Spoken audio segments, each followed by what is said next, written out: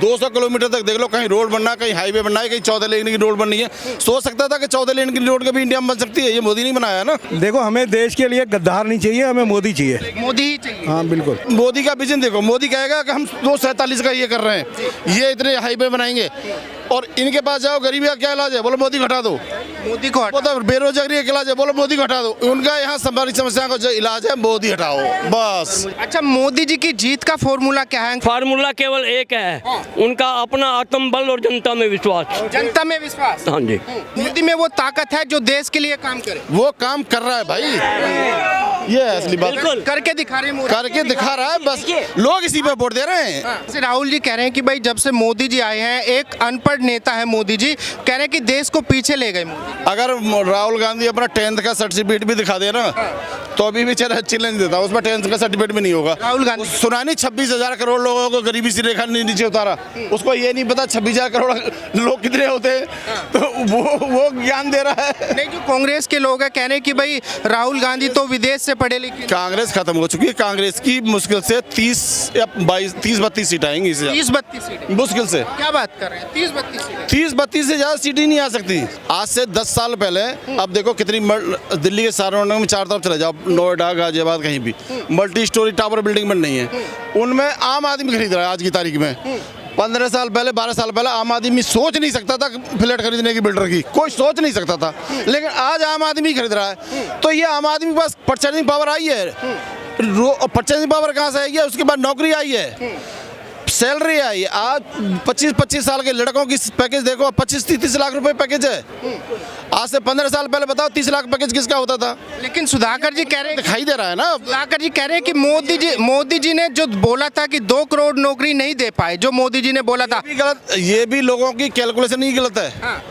आप मुझे बताओ, 2020 में ये बंद हो गया था कोरोना, ट्रेन चलनी बंद हो गई थी। 1947 से 2020 तक जो रेलवे का इलेक्ट्रिफिकेशन हुआ था, मात्र 65,000 किलोमीटर हुआ था। मोदी ने दिमाग लगाया कि अब बंद तो है ही कोरोना की वजह से, उसने सारे रेलवे को लगा दिया, बोला इलेक्ट्रिफिकेशन करो। अब पहले ब्लॉक लेना पड़ता था, रेल रोकनी पड़ती थी, अब उसे खुद ही मिल गया।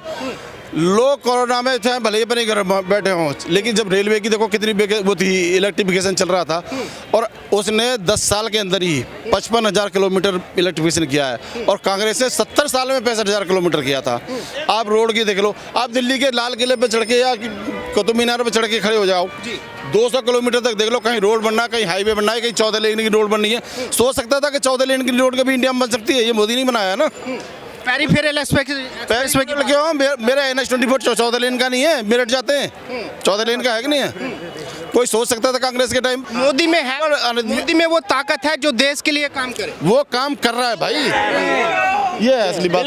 करके दिखा रहे हैं, करके दिखा रहा है, बस लोग इसी पे वोट दे रहे हैं। बनाओ। सुधाकर जी, जो विपक्षी पार्टी के लोग हैं कह रहे हैं मोदी में वो गुर्दा नहीं है जो दुश्मनों से आंख मिला के बात। अरे वो देखो, विपक्षियों को तो कुछ न कुछ बोलना पड़ेगा यार। एक बता, अगर कुछ न बोले तो फिर क्या चुप थोड़ी रहेंगे? वो उनका काम थोड़ी, विपक्षी है तो बोलेंगे तो है ही, उनका काम है बोलना, कुछ न कुछ तो बोलेंगे। अच्छा सुधाकर जी, मुझे ये बताइए, आपने बहुत सारे राजनेता देखे देश के अंदर, लेकिन मुझे ये बताइए आपको मोदी जी के अंदर क्या ऐसा लगता है जो जनता का विश्वास उनकी तरफ जा रहा है? भाई ऐसा है, मोदी जी जैसे ये सबसे गरीब आदमी है ना, देखो मोदी जी ने शुरुआत वहाँ से की, झाड़ू लगाता था मोदी ऑफिस में, झाड़ू लगाता था, वहाँ से शुरुआत की है उस आदमी ने। और राहुल गांधी ने कहाँ से शुरुआत की है आप खुद देख लो। तो मोदी को हर चीज़ बताया गाँव आदमी का दर्द क्या होता है, इसलिए उसकी सारी स्कीमें ऐसी ही आती हैं कि जहाँ आम आदमी को फ़ायदा हो, चाहे अनाज की फ्री वाली हो, चाहे गैस की हो, जितनी भी है, चाहे शौचालय हो। नहीं, गाँवों में जाके देखते बेचारे गाँव में ऐसे लोग होते हैं, देखो कुछ तो जमींदार होते हैं जिन पर खेत होता है, कुछ लोग ऐसे होते हैं जिन पर खेत नहीं होता है, जिनके पास में जमीन नहीं होती है। उनकी औरतें जब पैसा टट्टी करने जाती थी, भाई साहब मैंने देखा, क्योंकि मैं गाँव में ही रहा हूँ, पैदा गाँव में ही पड़े बड़े हैं, गाँव में ही रहते हैं। अब कल को मैं गाँव में ही जाऊँगा वोट डालने, खेत वाला औरत को बेचारा भगा देता, बोला इसमें मेरे में मत कर, वो बेचारी आगे उसको टट्टी लग रही होगी, आगे चली जाएगी, वो फिर भगा देता था। ये 70 साल से किसी नेता के दिमाग में नहीं आई बात, ये मोदी के दिमाग में क्यों आई? क्योंकि मोदी ग्राउंड से, ज़मीन से जुड़ा हुआ है। अब मोदी ने ये सारी समस्या खत्म कर दी ना, सबके घर में शौचालय बनवा दिए ना। तो मोदी की सोच में और इनकी सोच में इतना अंतर है कि अगर मोदी का विजन देखो, मोदी कहेगा कि हम 247 का ये कर रहे हैं, ये इतने हाईवे बनाएंगे, और इनके पास जाओ गरीबी का क्या इलाज है, बोलो मोदी को हटा दो। मोदी को वो तो बेरोजगारी का इलाज है, बोलो मोदी को हटा दो। उनका यहाँ सारी समस्या का जो इलाज है मोदी हटाओ बस। आपको लगता है राहुल गांधी जी से डरे हुए हैं मोदी जी?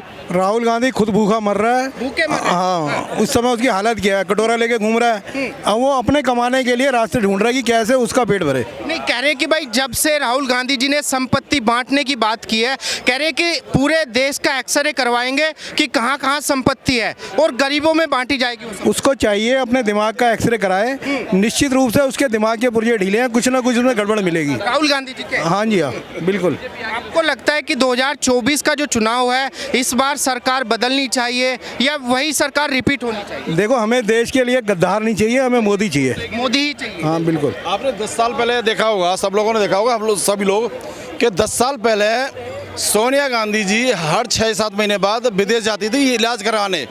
और वो कहाँ से जहाज पकड़ती थी? केरल से। कभी दिल्ली से नहीं पकड़ा, केरल वाले उससे। अब मोदी जब से आया है, अब वो कभी नहीं गई वो इलाज कराने। कहाँ चली गई वो सारी बीमारी?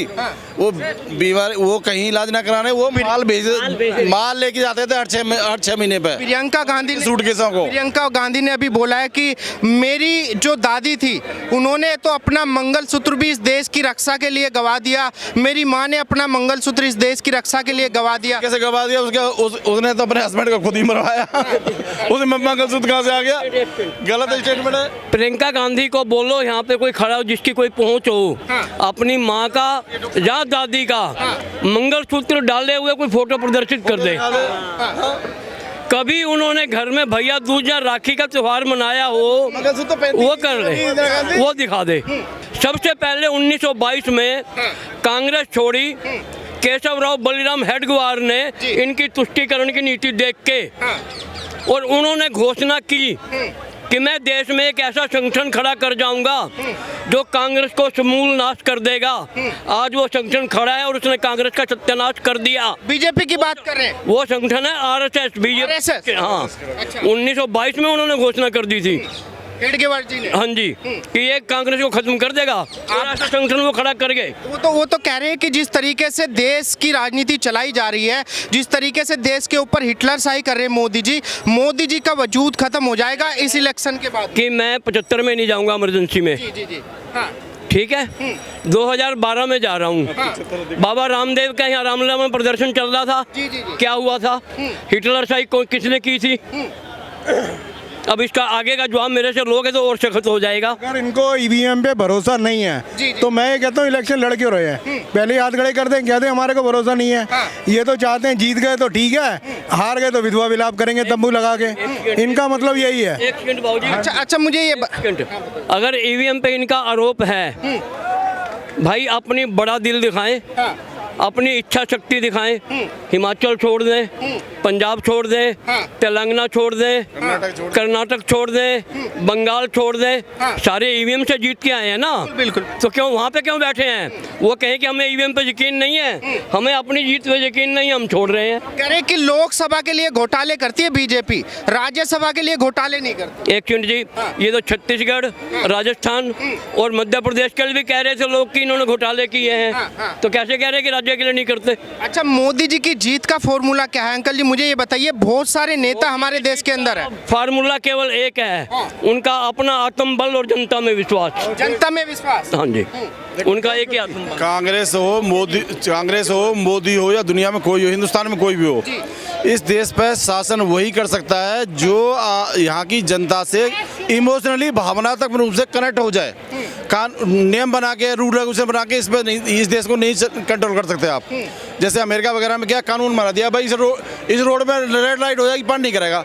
लेकिन यहाँ पे वो चीज़ नहीं चल सकती। यहाँ पे क्या है, आपको आदमी से इमोशनली कनेक्ट होना पड़ेगा, जनता से कनेक्ट होना पड़ेगा। और मोदी वही कर रहा है। मोदी जमीन पे जो सबसे नीचे वाला आदमी है उससे कनेक्ट है।